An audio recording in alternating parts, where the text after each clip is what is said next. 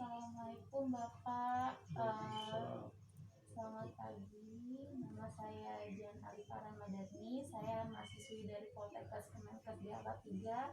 Seperti janji kita, di sini saya akan melakukan penyuluhan atau pendidikan kesehatan untuk keluarga Bapak dan adik ya. Di sini tujuannya saya akan melakukan penyuluhan tentang stimulasi tumbuh dan kembang pada usia anak Bapak, yaitu umur 3 sampai 5 tahun. Dengan tujuan untuk agar Bapak memahami betapa pentingnya tumbuh kembang anak Bapak. Untuk penyuluhannya sekitar 15 menit. Apakah Bapak bersedia? Kita mulai ya Pak untuk presentasinya. Di sini simulasi tumbuh dan kembang anak umur 3 sampai 5 tahun. Jadi pertumbuhan itu adalah proses bertambahnya ukuran atau dimensi tubuh anak karena bertambah banyaknya sel-sel atau jaringan pada anak. Contoh itu bertambahnya ukuran fisik dan struktur tubuh sebagian atau keseluruhan sehingga dapat diukur dengan satuan panjang dan berat. Contohnya itu seperti berat badan, tinggi badan, lingkar kepala, lingkar dada, gitu Pak. Kalau untuk perkembangan adalah bertambahnya kemampuan atau skill anak dalam struktur dan fungsi tubuh yang lebih kompleks dalam pola yang teratur dan dapat diramalkan sebagai hasil dari proses pematangan seperti mental, lalu perkembangan fisik, begitu Pak.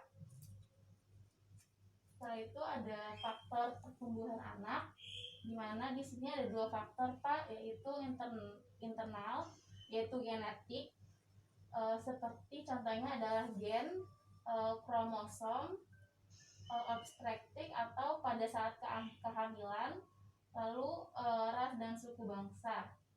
Untuk yang kedua itu ada eksternal, lingkungan. Jadi di eksternal atau lingkungan ini terbagi menjadi 2, yaitu sebelum melahirkan dan pasca melahirkan. Contoh dari eksternal sebelum melahirkan itu contohnya adalah gizi pada saat ibu hamil, di mana jika gizi pada ibu hamil kurang, maka bayi akan lahir dengan berat badan rendah.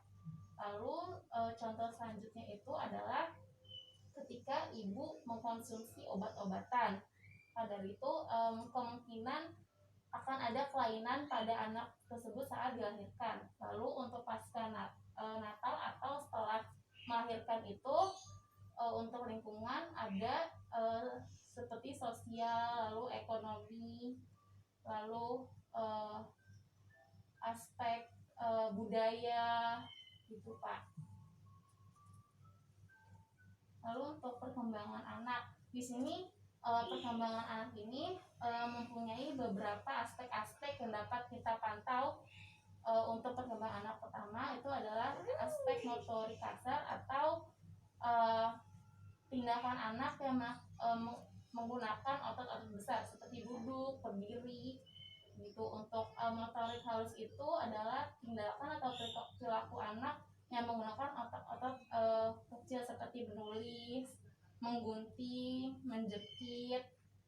Lalu ada aspek berbicara dan bahasa, di mana aspek ini adalah respon ketika seseorang bicara dan anaknya merespon. Lalu ada aspek sosialisasi dan kemandirian, di mana anak dapat mandiri, bisa mandi sendiri, makan sendiri, dan dapat bersosialisasi di sekitar lingkungannya. Selanjutnya ada deteksi dini tumbuh kembang anak, di mana disingkat DDTK.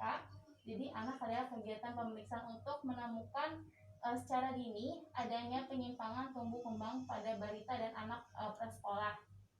Jadi untuk di sini ada dibagi menjadi 3, yaitu deteksi dini penyimpangan pertumbuhan, lalu ada perkembangan, selanjutnya ada mental dan emosional, di mana pertumbuhan ini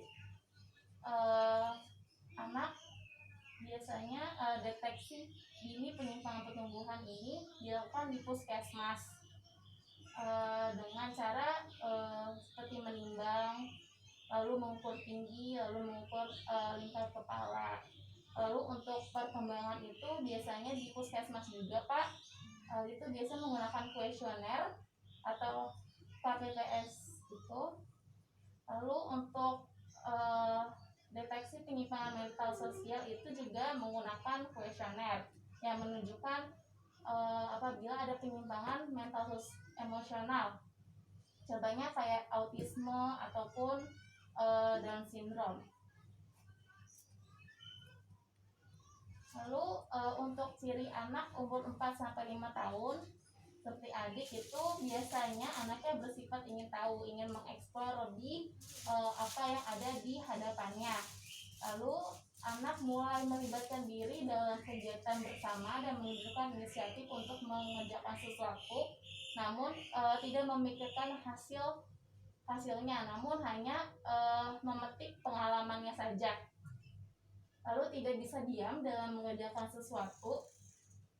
Lalu anak mulai melihat adanya perbedaan jenis kelamin antara laki-laki dan pria. Jadi mulai tahu teman sebayanya itu berbeda dalam jenis kelaminnya. Lalu untuk di sini ada beberapa yang harus kita stimulasi Pak dalam perkembangan anak. Yang pertama itu aspek motorik kasar. Contohnya itu Bapak bisa melakukan bermain bersama adik itu, contohnya adalah bermain bola, terus berlari, melompat dengan satu kaki, terus lompat jauh dan sebagainya. Lalu juga bisa diajarkan naik sepeda, lalu bermain sepatu roda. Namun harus tetap memperhatikan keamanan anak atau adik ya.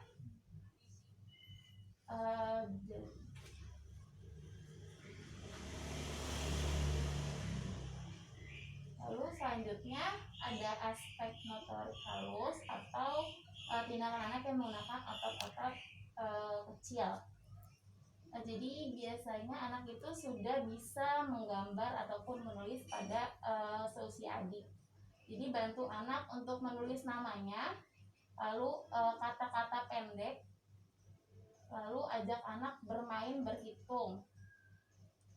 Lalu Bapak juga bisa melakukan buat anak mau menggambar, berhitung, memilih, mengelompokkan, bisa juga menggunting, bermain puzzle dan lain-lain. Terus bantu anak untuk mengerti urutan kegiatan dalam mengerjakan sesuatu. Contohnya seperti mencuci tangan, itu urutannya seperti apa. Lalu membuat sesuatu dari tanah liat atau lilin, di mana Bapak bisa mengajarkan atau memerintah anak untuk melakukan sesuatu dan dapat melihat respon anak apakah dapat menangkap apa yang Bapak perintahkan kepada anak tersebut. Lalu mengenal karakter, seperti mengenal karakter kartun ataupun karakter hewan, buah, begitu Pak. Lalu ada aspek berbicara dan bahasa, di mana Bapak juga bisa berlangganan majalah anak atau meminjam buku dari perpustakaan agar memotivasi anak dalam keinginan untuk membaca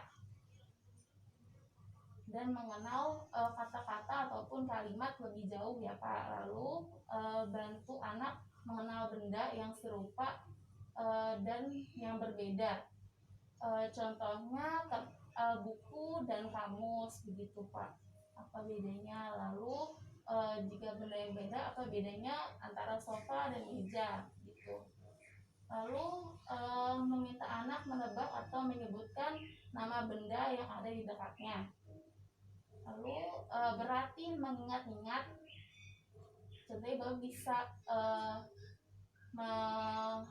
memasukkan benda ke dalam keranjang, lalu meminta anak untuk menyebutkan benda-benda yang telah dimasukkan ke dalam keranjang tersebut. Lalu mengenal rambu atau tanda lalu lintas, seperti apa tanda untuk berhenti, lalu lampu hijau untuk apa, lampu kuning untuk apa, merah untuk apa. Lalu mengenal uang logam, apa bedanya uang logam dengan uang kertas, itu juga Bapak bisa mengajarkan kepada anak Bapak. Selanjutnya ada aspek sosialisasi dan kemandirian, di mana di sini Bapak bisa mendorong agar anak bisa berpakaian sendiri, bisa merapikan baju dan mainannya sendiri. Jadi tidak perlu dibantu. Lalu beri kesempatan anak untuk memilih acara TV yang disukainya, namun dibatasi hanya 2 jam saja. Lalu lihat dan bicarakan apa yang dilihat ataupun didengar bersama. Jadi harus tetap diawasi dalam menonton televisi untuk anak. Selanjutnya, luangkan waktu setiap hari untuk bercakap-cakap dengan anak. Lalu beri anak kesempatan berkumpul dengan teman-temannya untuk bersosialisasi. Lalu ajarkan anak untuk menggunakan kata yang baik kepada temannya. Jadi bagaimana cara dia meminta sesuatu dengan baik dengan temannya gitu. Dan kata-kata yang tidak baik jika dia ungkapkan kepada temannya.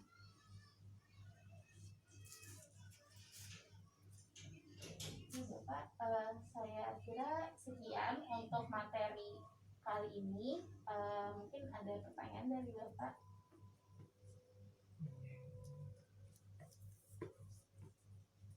Kalau dari saya mungkin untuk apa ya, untuk anak seusia 4-5 tahun itu dia kan ada kayak riwayat gitu ya, usia gitu ada riwayat untuk kejang gitu. Jadi kalau demam itu biasanya dikejang pernah sekali gitu. Itu sampai usia berapa kalau dia nggak kejang lagi gitu? Kalau untuk nggak kejang lagi biasanya sampai 12 tahun sih Pak. 12 tahun. Itu Pak. Tapi kemarin saat kejang sempat dikasih instruksi atau apa oleh dokter kalau terjadi, biasanya kan ada kejang berulang Pak. Ada dikasih obat atau instruksi tertentu nggak dari dokter? Ada sih di atas 37,5 ya, itu ada obat yang dari anus gitu. Oh iya, diazepam. Dikasih dari anus gitu. Jadi ya alhamdulillah sih nggak sampai 37,5 gitu, 37 atau di bawahnya gitu. Mungkin untuk penjagaannya itu kali Pak, sedia termometer di rumah. Jadi kalau misalnya memang sudah 37, jadi bisa diantisipasi mungkin dengan kompres ataupun dengan obat paracetamol seperti itu Pak. Ya udah kita siapin sih kayak pakai demamnya, terus untuk pengukur suhunya kita udah siapin. Paling itu aja sih pertanyaan. Lalu di sini saya juga punya pertanyaan buat Bapak. Jadi tadi untuk aspek perkembangan itu ada aspek apa saja ya Pak? Aspek pertumbuhan ya. Iya, perkembangan. Perkembangan aspek Ada 4. Ada 4 itu tadi. Yang pertama motorik halus, motorik kasar, kemudian berbicara dan sosialisasi. Lalu ada lagi Pak pertanyaannya, tadi untuk deteksi dini tumbuh dan kembang ada 3 Pak, yaitu apa aja Bapak bisa sebutkan nggak? Seperti deteksi pertumbuhan, ya, perkembangan, sama ya mental si anak gitu. sudah, mungkin sesi untuk kali ini sudah selesai Pak. Bapak juga sudah sangat kooperatif dan bisa menjawab beberapa pertanyaan dari saya, dan Bapak juga mengajukan pertanyaan kepada saya. Terima kasih atas waktu dan kesempatannya, sudah memberikan saya melakukan penyuluhan untuk stimulasi perkembangan dan pertumbuhan adik ya. Terima kasih Pak. Ya, Sekian dari sama-sama. saya. Assalamualaikum warahmatullahi wabarakatuh. Waalaikumsalam warahmatullahi wabarakatuh.